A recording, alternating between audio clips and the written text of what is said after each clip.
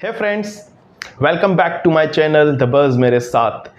आज की इस वीडियो में हम बात करेंगे small cap, mid cap and large cap stocks होते क्या है और इसके नुकसान, इसके फायदे क्या है और हमें कौन से स्टॉक्स में इन्वेस्ट करना चाहिए। So let's begin. आपने मेरी लास्ट वीडियो देखी जहां पे मैंने लाइफ इंश्योरेंस और उसके बेनिफिट्स के बारे में और कुछ टर्म्स प्लान बताए थे जो आपको बहुत पसंद आए। आपकी बहुत ही सारी कमेंट्स मुझे मिली, उसके लिए मैं आपका थैंक यू कहूंगा। इसी तरह आपके लाइक्स एंड आपकी सब्सक्रिप्शन हमें मोटिवेट करती है। So small cap stocks, large cap, mid cap stocks actual में डिपेंड करती है उसकी मार्केट कैपिटलाइजेशन के हिसाब से।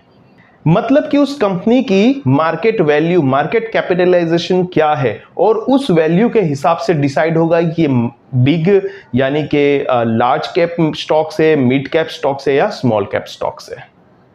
अगर आप इंटरनेट पर सर्च करोगे तो कई सारी डेफिनेशंस मिलेगी। कुछ डेफिनेशंस में लिखा होगा 20,000 करोड़, 10,000 करोड़ से ज़्यादा के स्टॉक्स है तो वो लार्ज कैप स्टॉक्स कहेंगे।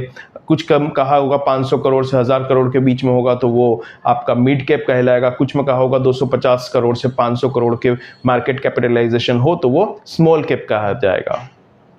लेकिन एक्चुअल में आपको जानना हो कि कौन से स्टॉक्स को मिड कैप कहा जाए, किसे लार्ज कहा जाए, किसे स्मॉल कहा जाए, तो वो डिपेंड करता है उस कंपनी की वैल्यूएशन के ऊपर, यानी मार्केट वैल्यू क्या है। और मार्केट वैल्यू फाइंड करने के लिए आपको मार्केट कैपिटलाइजेशन देखना होगा।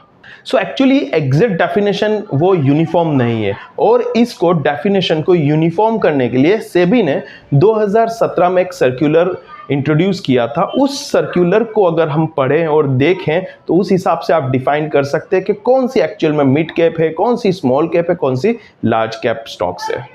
Large cap, mid cap and small cap अगर समझना हो तो हमें मार्केट कैपिटलाइजेशन को समझना बहुत ज़रूरी है। और मार्केट कैपिटलाइजेशन निकालने के लिए एक सिंपल सा कैलकुलेशन है जो कि सेबी के सर्कुलर के हिसाब से बताया गया है कि कंपनी के करंट शेयर की प्राइस को मल्टीप्लाई करेंगे, टोटल आउटस्टैंडिंग जो शेयर्स है उसके मार्केट में उसे मल्टीप्लाई करेंगे, जो वैल्यू निकल के आएगी वो होगी उसकी मार्केट कैपिटलाइजेशन वैल्यू। अगर कोई कंपनी किसी को सेल कर रही है कंपनी, तो उसी मार्केट कैपिटलाइजेशन की वैल्यू के हिसाब से बायर खरीदता है। तो सेबी के हिसाब से लार्ज कैप स्टॉक्स वो है जो टॉप 100 कंपनीज में आते हैं। यस, जैसे कि निफ्टी के अंदर जो टॉप 100 कंपनीज है वो आपकी लार्ज कैप स्टॉक्स रहेगी और उनमें भी जो निफ्टी 50 है वो टॉप 50 कंपनीज है। तो आप बात करेंगे जो 100 है वो आपकी लार्ज कैप स्टॉक्स है। इसी हिसाब से 101 से लेकर 250 कंपनीज जो है वो आपकी मिड कैप स्टॉक्स कहेंगे और 250 ऑनवर्ड्स 500 तक जो है वो स्मॉल कैप कहा जाएगा। और अगर आप ये जानना चाहते हैं कि टॉप निफ्टी 50 में, निफ्टी 50 इंडेक्स कंपनी में कौन सी कंपनीज इंक्लूड है या निफ्टी 100 में कौन सी कंपनी लिस्ट है, या आप कहें 101 से लेकर 250 कंपनीज जो है, जो निफ्टी 250 कहा जाता है, उसमें कौन सी कंपनी है, ये जानने के लिए आपको सिंपली गूगल में जाकर निफ्टी 100 लिखेंगे, आपको उस कंपनी का पूरा लिस्ट आ जाएगा और अकॉर्डिंगली आप जान सकते हैं। तो आइए देखते हैं गूगल के ऊपर कि ये जो इंडेक्स 2017 में निकाला गया था, जो सर्कुलर निकाला था सेबी ने, वो सर्कुलर इस मिड कैप, लार्ज कैप और स्मॉल कैप के बारे में क्या डेफिनेशन दे रहा है। सो यहाँ पे हमें कैप्स डिफाइन करने के लिए कुछ पैरामीटर्स को ध्यान में रखने होंगे। उस हिसाब से हम डिफाइन करेंगे अलग अलग कैप्स में किस हिसाब से इसे देखा जाता है। जैसे कि रिटर्न्स की पोटेंशियलिटी क्या है, रिस्क कितना रहेगा उसमें, लिक्विडिटी कैसी रहेगी, कहने का मतलब कितने बायर्स से कितने सेलर्स फ्रिक्वेंट आ रहे हैं, उसके अलावा उसकी वोलेटिलिटी क्या है, वोलेटिलिटी यानी उसका अप एंड डाउन्स आप कह सकते हैं, और उसमें इन्वेस्टर्स किस तरह से इन्वॉल्व है, ज़्यादा है, कम है, तो वो डिफाइन करने के लिए यहाँ पे देखेंगे पहले लार्ज कैप। देखिए लार्ज कैप की बात करूँ तो ये मॉडरेट रहेगा, ना ज़्यादा ना कम, इसमें रिस्क बहुत कम रहेगा क्योंकि टॉप 50, टॉप 100 कंपनीज़ है तो वो बहुत ही मार्केट में वैल्यू करती है। उसकी लिक्विडिटी वेरी हाई रहेगी, जो बड़ी कीमत के होंगे उसके शेयर्स।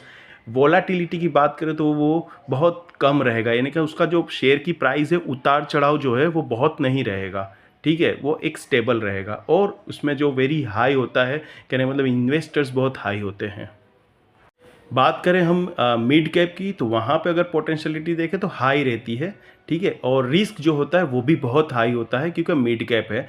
लिक्विडिटी भी हाई रहती है और उसकी वोलेटिलिटी जो होती है वो भी बहुत हाई रहती है, यानी उसका प्राइसिंग जो है ऊपर नीचे फ्रीक्वेंटली होता रहता है और इन्वेस्टर्स भी बहुत ज़्यादा उसमें हाई रहते हैं।